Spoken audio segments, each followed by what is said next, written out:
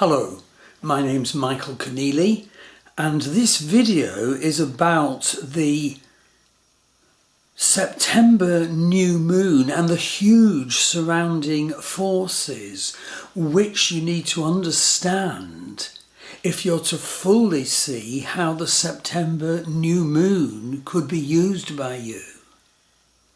You can see the chart for this new moon on the September 2023 page of my Star Wheel Astrology website.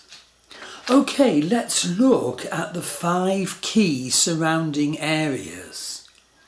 And when you've heard what the 5 key surrounding energies are, you'll understand why I'm dealing with these first rather than the nature of the new moon itself.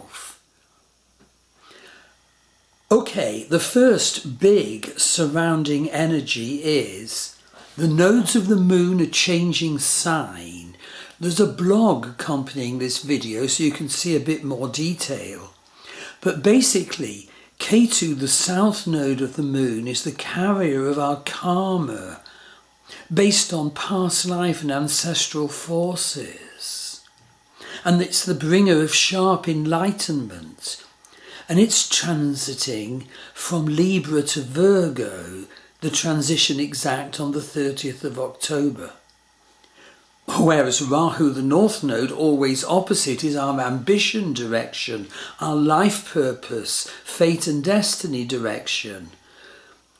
And it changes sign from Aries to Pisces on the 30th of October. But the point is, the nodes are changing sign. It's quite a fraught and sensitive time, especially if you have planets, in the first half of Libra, the second half of Virgo, the first half of Aries, the second half of Pisces.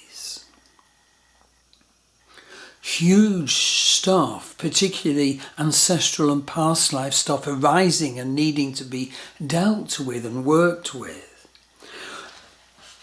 Surrounding energy number 2, Pluto is square the nodal axis.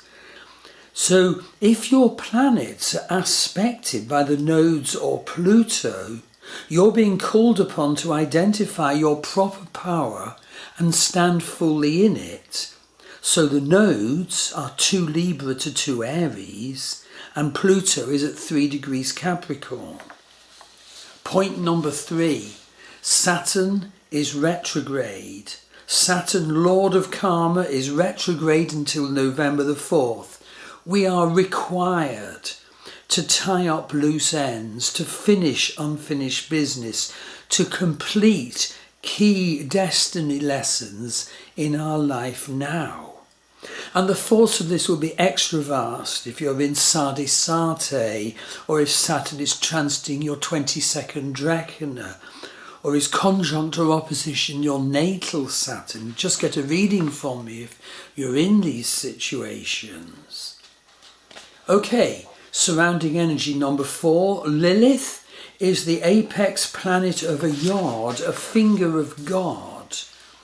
And at the base of the yard is Pluto sextile Neptune. You see, Lilith is our buried power, and it's in our unconscious and our shadow material, but we need to raise it to the light. And it's through working with Pluto and Neptune at this time, and methods appropriate to that we can bring our Lilith issues, including our needed to know buried wild side, to the light. It's a sharp, compelling energy shape is a yard, a finger of God. There's more detail in the accompanying blog.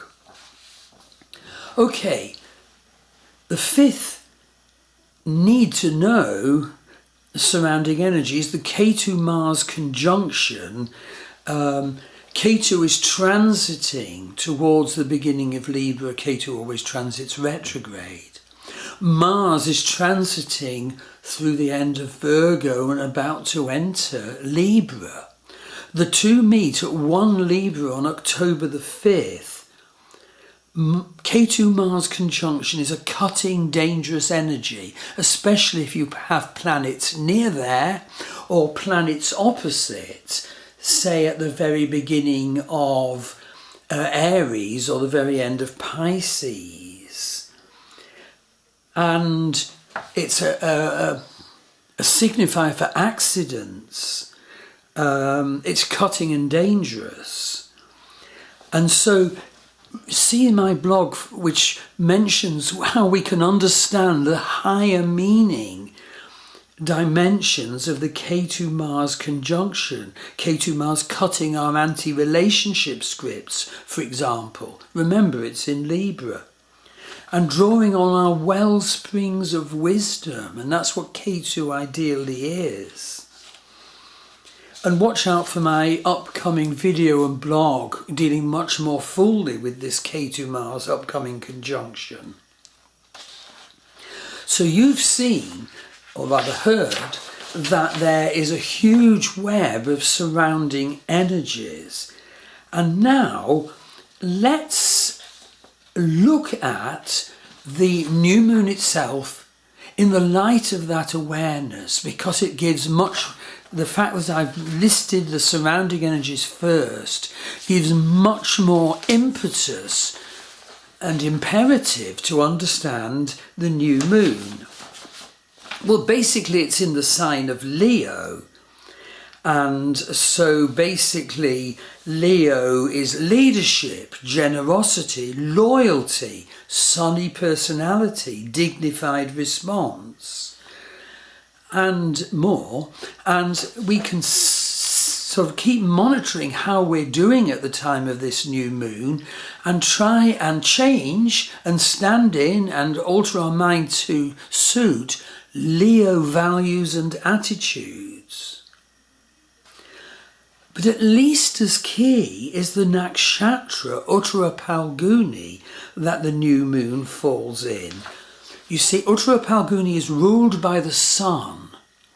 Its devata is Aryaman, the god of hospitality and helping others, the friend, the matchmaker. The power animal is the bull. Remember the great shamanic energy that has been brought into the nakshatras when there's a statement of their power animal. The motivation is moksha or salvation, and the caste is kshatriya or warrior. So having heard the 5 surrounding energies, it could be so helpful for you to spend a bit of time to focus on the fullness of new moon in Leo and in UttaraPhalguni Nakshatra. Do vision work.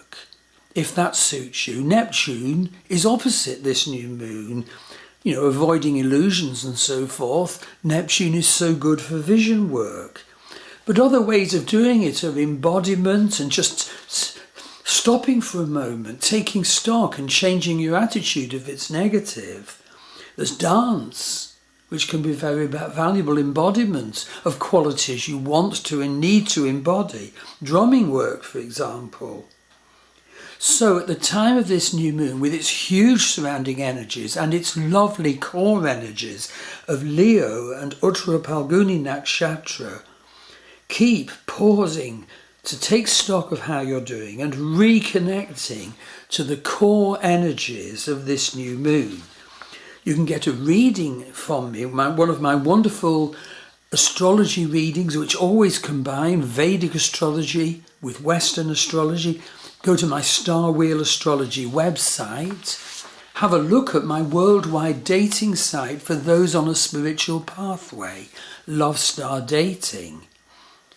My wife, Maggie Pashley, offers many, many healing modalities online.